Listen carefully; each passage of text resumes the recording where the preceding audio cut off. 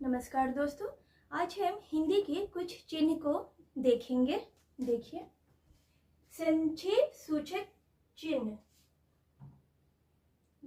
इस तरीके से या फिर ऐसे। जब हम लिखते हैं डॉक्टर तो हम पूरा ना लिख के हम ऐसे लिख देते हैं, या फिर जैसे हमें विश्वविद्यालय लिखना हो तो हम कुछ इस तरीके से लिख देते हैं।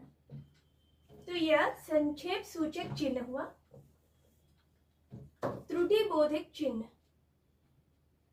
जैसे हम कुछ यहाँ लिखते जा रहे हैं और वहां कुछ त्रुटि हो गई, कुछ हमें जोड़ना है तो हम ऐसे करके यहाँ जोड़ देंगे। दीर्घ उच्चारण चिन्ह, जैसे हम ओम लिखते हैं, मतलब पुकारते हैं, तो ये कुछ इस तरीके से होता है। तुल्यता सूचक चिन्ह, जब तुलना की जाती हो। पद टिप्पणी या विस्मरण चिन्ह,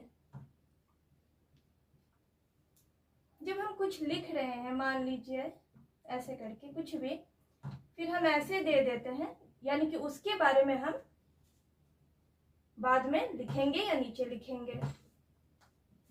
कोष्टक चिन्ह, जिसे अंग्रेजी में ब्रैकेट भी कहा जाता है।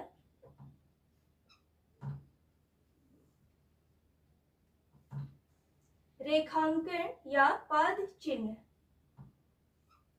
जैसे हम लिख रहे हैं राम स्कूल जाता है, ये कुछ भी, और हमें बताना है कौन, तो राम। तो जब हम यहाँ ये लिखें तो यह रेखांकन या पद चिन्ह हुआ।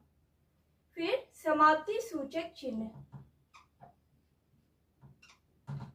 या फिर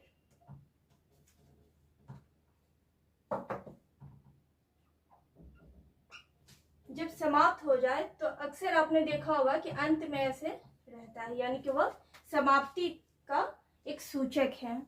इसी तरह यह वीडियो यहीं समाप्त होती है। धन्यवाद।